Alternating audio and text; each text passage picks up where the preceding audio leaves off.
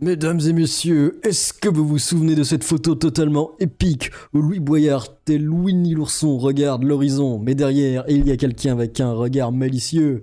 On dirait qui sert Zinch, le dieu du complot.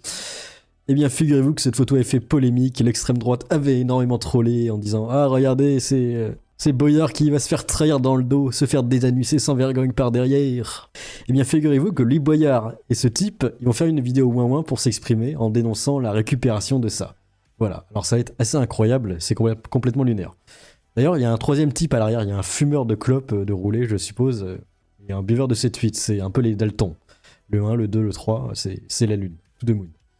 Donc on va regarder ça, c'est parti, Rick balance le générique, l'excuse et la vidéo réponse de Louis Boyard.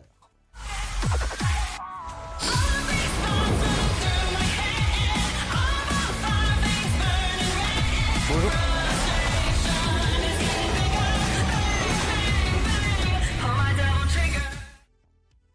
D'ailleurs, Louis Boyard, il a bien mangé, hein. Il est devenu fat. Alors peut-être que bientôt il va faire une sèche, hein. Il est en prise de masse, c'est l'hiver. Et après, on va le voir tout musculé avec des abdos et des pectoraux, c'est incroyable. Bref, c'est parti.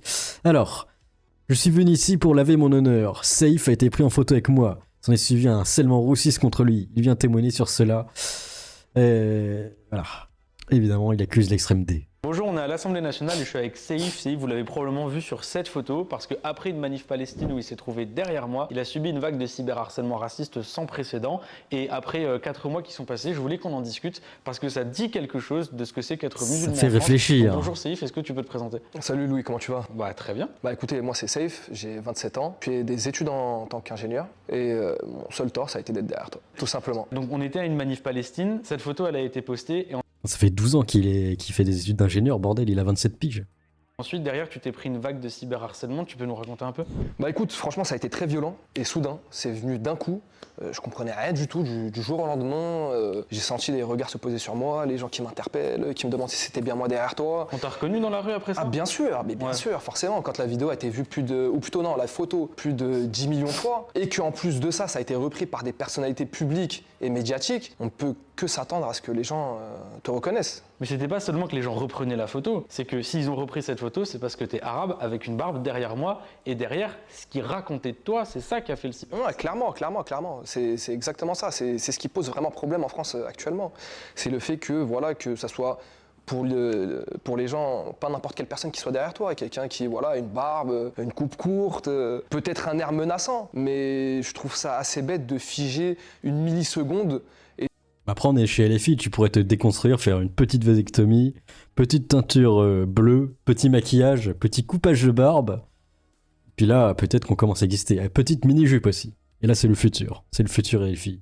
De raconter une histoire, ça ne veut strictement rien dire. C'est très brutal, c'est soudain et on ne s'y attend absolument pas. Surtout pour une personne comme moi qui, je pense comme la majorité des gens, sont assez discrets, qui veulent mener leur petite vie tranquillement sans que personne puisse les embêter. Donc quand on n'a pas forcément l'habitude de cette lumière-là et de cette médiatisation, parce que forcément ça a été repris, c'est survenu quelques jours avant les européennes. Donc quand on voit que sa propre personne est instrumentalisée pour pouvoir taper sur telle ou telle partie, je trouve ça indigne. Qu'est-ce que toi tu as envie de dire du coup à toutes ces personnes qui sont servies de cette photo pour cyberharceler? Bah écoute, plein de choses. Ça va à l'encontre des valeurs de la République, je pense. Quand on était à l'école, c'est pas ce qu'on nous a appris. On nous a appris le respect des uns, le respect des autres, et que ces propos-là ont forcément une portée. Elles sont destinées à une personne. Cette personne-là, elle n'a rien à voir avec tout ce qui a été dit. Je suis né en France, j'ai grandi en France, je suis parti à l'école en France, j'entreprends ou plutôt je suis en train de finaliser mes études d'ingénieur en informatique, donc je trouve ça assez déplacé quand même. Parce que globalement aujourd'hui, quand t'apparais dans l'espace public et que t'as une barbe et que t'es arabe,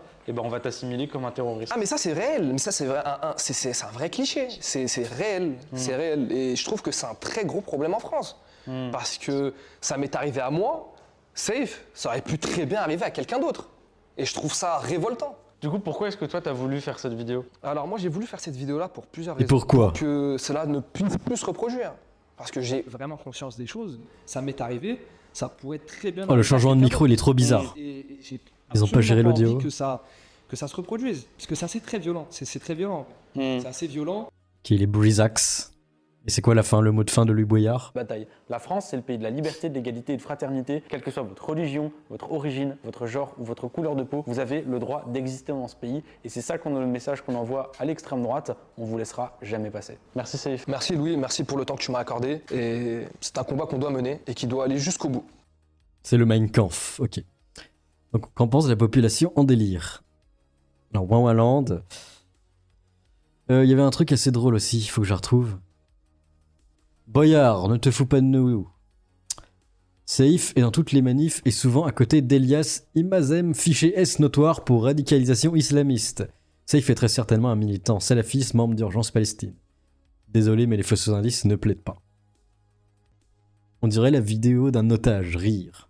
Salut Boyard, les meetings tenus par le LFI, l'islamiste, antisémite et anti-Charlie Imazalen sont fiction ou réalité.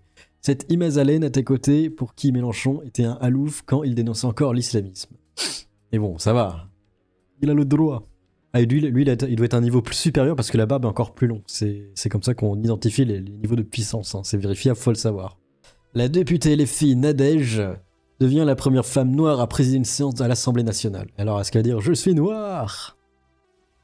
L'ordre du jour appelle la discussion du projet de loi de finances pour 2025. Déjà en Mongolie, parler d'un féministe. Ah non, d'accord, c'est juste son talent d'être noir, d'accord. Je savais pas. Je savais pas que c'était une qualité d'être noir. Et pendant ce temps-là, Délogu goûte le L mort jeune. Un député de la nation française fait donc la promotion d'un produit interdit sur le territoire français. Qu'il est fatigant.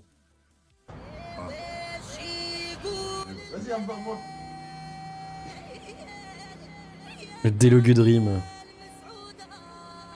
C'est quoi ce niveau? Oh là là. C'est l'intérieur du Kinder Bueno. Ah, c'est l'intérieur du Kinder Bueno.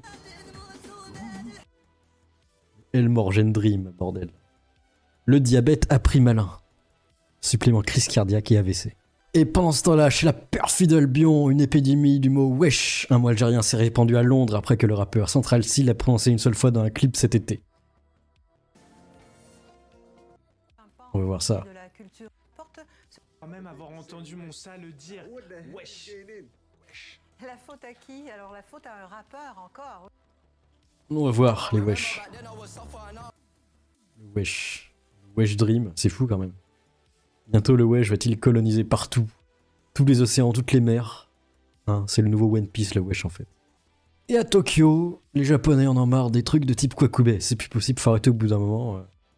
Les Occidentaux, faut vous calmer parce que ce n'est plus possible.